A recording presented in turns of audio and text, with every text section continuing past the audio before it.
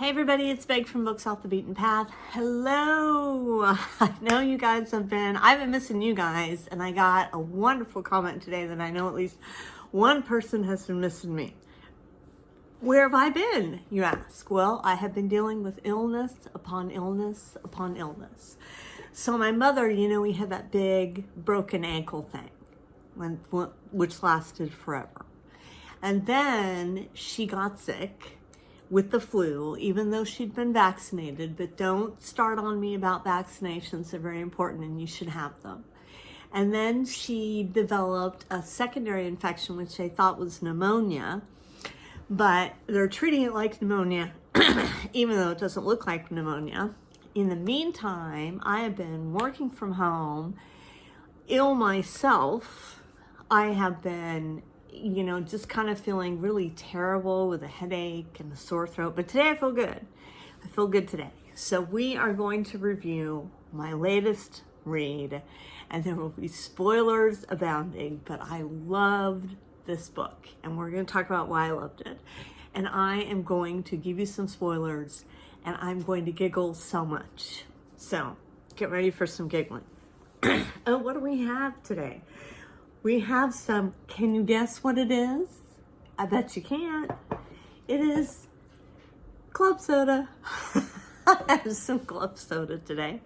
And I have my big old thing of popcorn that I always have with me when I video, because I don't think he would recognize me if I didn't have popcorn in my teeth. So here we go. We read The Doctor's Difficult Daughter. And this is a Harlequin romance. It was 75 cents. And this was such a great book. Let me get you a copyright date on it. It's by Jane Hay. And let's see. 1965. Okay, so let me just give you the layout. So this girl, Elizabeth, is a debutante, and her family has a lot of money, and her father, who I don't know if this is supposed to be the father or Mark, I don't know, we'll get to that in a minute, but her father is Dr. Devonshire, who is really big at what they call St. Kitts, which is this hospital in London. And she has decided on her 21st birthday that all of her friends are just completely immature, and she wants to make her own way in the world. And they call her, in the society pages and her family and everything like that, they call her Lala. Lala. And so Lala has decided, I will be Lala no more. I'm going to be Elizabeth, and I'm going to make my own way. And I'm going to be a nurse. And so she goes to her mother and she tells her mother, and her mother's like, you never worked a day in your life. You don't know what it's like being a nurse. It's hard. I wouldn't do it. And then she goes to her father, and her father's like, fine, I think it's great. I think it's wonderful. Be a nurse. I'll call you Elizabeth. But, if you go to St. Kitts to train and become a nurse there and everything, I'm going to act like I don't know you, and you're going to act like you don't know me. Oh, and by the way, there's this gossip about me up at the hospital, but don't pay any attention to it. So that's our first inkling of trouble right there. So anyway, she goes up there under an assumed name. She tells the HR people, the lady in charge, that she's Devonshire, but she wants to go as Devon, Elizabeth Devon. So people will not associate her with her father, so she doesn't get special treatment. She wants to be treated just as shitty as all the other, just as badly as all the other nurse trainees are. See, there was some popcorn that came out. I don't know if I'm going to get canceled off of YouTube now for saying a bad word. But anyway, she goes through and she meets Mark, the doctor, who's the love interest and everything like that. And the first thing that I really liked about it was that all the other nurses have a crush on Mark. And they're all like, he never looks at the nurses. He never looks at us. He's just a robot. He's just a robot man. And so Elizabeth is like, no, all men are all men, and I can make him fall for me, So just watch how I do it. So she contrives this very elaborate dinner party, calling a friend so the friend's parents can invite Mark and invite her. And she puts an extension on top of her head, which now, and she has been training in the same wards as Mark, and Mark has been getting on to her because she's like, one of the things she did was she knocked over a bowl of fruit in this surgical ward. She knocked over a bowl of fruit, and then she put the fruit back in the bowl and was going to give it to the patients. And they're like, oh my God, that's disgusting. You gotta wash the fruit and everything like that. And she's like, oops, sorry, I didn't know, and everything like that. Somebody in the past had washed fruit for me before, so I just thought it washed itself. Anyway, so she says, no, I can make Mark fall for me. So she puts an extension on her head, like in a bun, which somehow disables Mark's ability to recognize her. So he doesn't recognize her. And they go to the dinner party, and Mark is smitten. He's smitten like a kitten, just right at the beginning.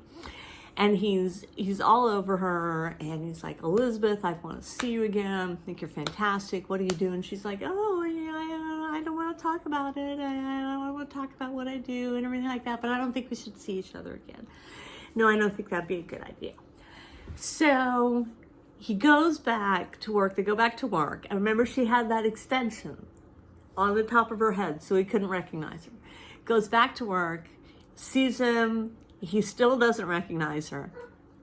Finally, she writes a note to him to meet him at Ming's Palace Chinese food place. And she's there in her nursing getup. And he's like, oh my God, you're that really clumsy nurse.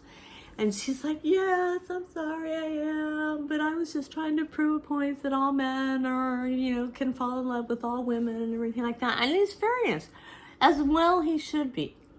As well he should be. Oh my God, it gets even better. So he decides that, because he's been working in men's surgical for a really long time, and he decides, after meeting Elizabeth, that he wants to go into gynecology.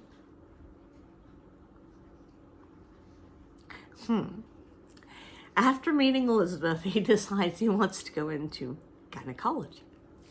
So he decides to go, and this is all in London, he decides to go to Edinburgh because that's where they have the big gynecological school there. Who knew? I didn't know. Maybe that's not true. I don't know. Maybe Edinburgh is famous for its gynecological prognoses. I don't know.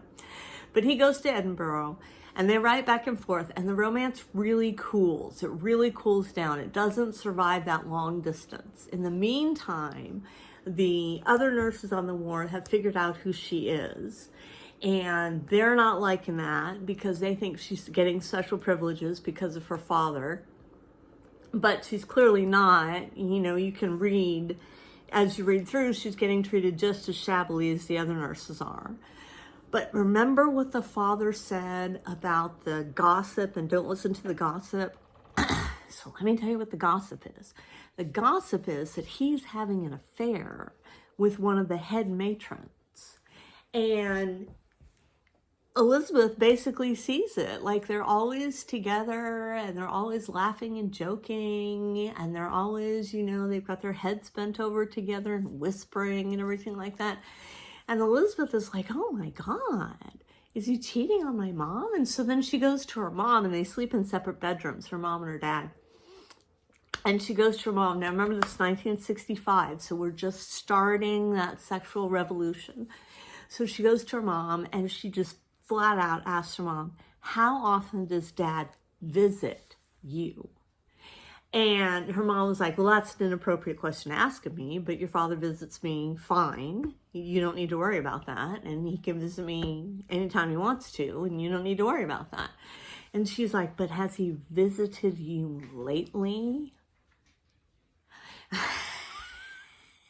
And the mom is so offended that Elizabeth is asking this. And so she gets like really mad, and she goes off and everything like that. So we just have Elizabeth dealing with the fact that her father might be having an affair with this matron.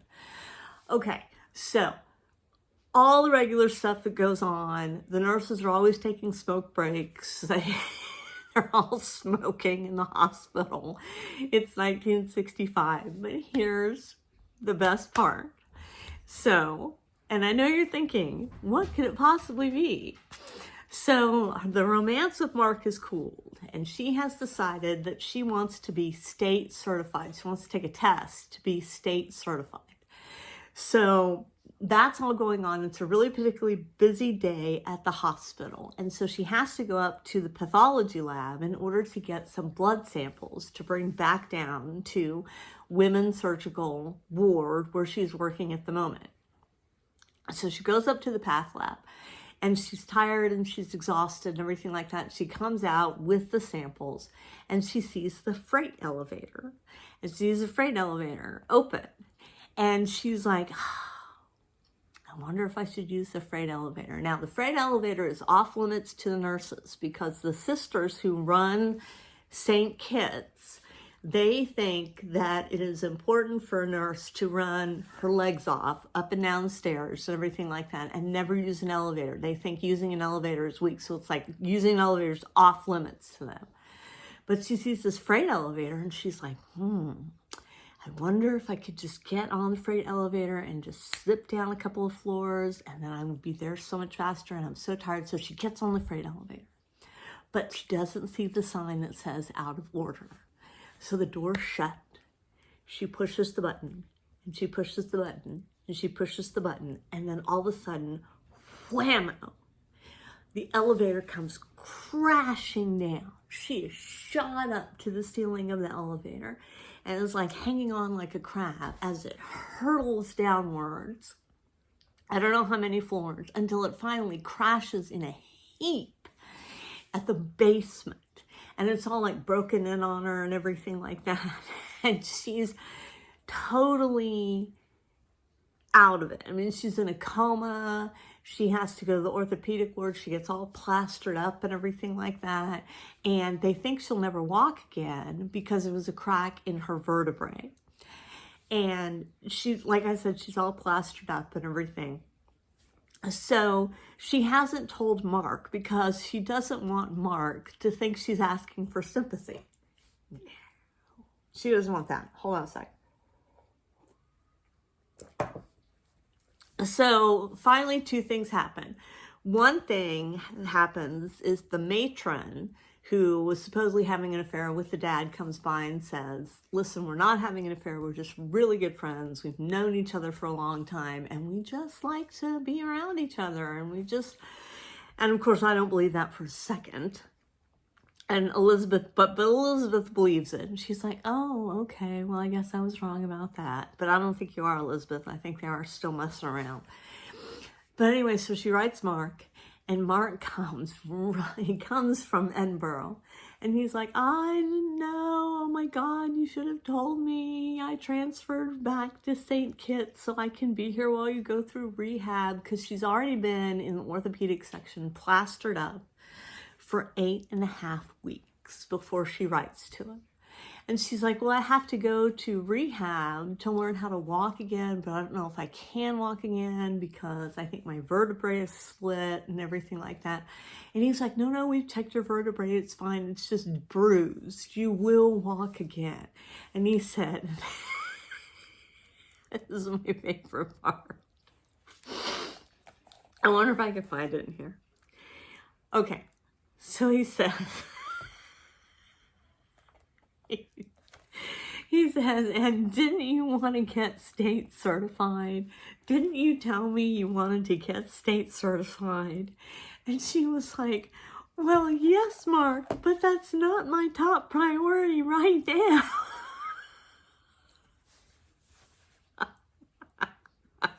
I just thought that was hilarious. And Mark is like, well, don't you want to get state certified? She's like, well, I like to frickin' walk first before I take the test. And that's the end. But why I liked it so much, I'll tell you why I liked it so much. I love the depiction of the hospital in the 60s with everybody smoking and the division between the doctors and the nurses and the sisters and the matrons and everything like that. And the real hospital, you got that real sense that the person who wrote it knew about how a hospital was run and everything like that. So that was really good. I enjoyed that. I loved all the subplots. I mean, I'm thinking it's a Harlequin. We're just going to have one plot, and it's going to be the one character falling in love. You know, boy gets girl, boy loses girl, boy wins girl back. I thought it was going to be that, but no, we got all these interesting subplots, and all of those things are going on. It was really well written, and I loved it. 5 stars. 5 stars for Elizabeth, for Lala. And when she got in that elevator and they described her being shot up to the top of the elevator and then crashing down in the basement, I was stunned that we were even going to put that in the book, because I thought, oh my gosh, how does she even survive? Well, she survives, and then Mark comes to tell her she needs to be studying for her tests. So anyway, that's my review of The Doctor's Difficult Daughter. And she was the only one who was not difficult. Everyone else was difficult, but she was not difficult. Anyway, that's all I have for you at the moment. And again, 5 stars. And I miss you guys a lot. And hopefully everyone will be out of the sickness thing. And I will check you later.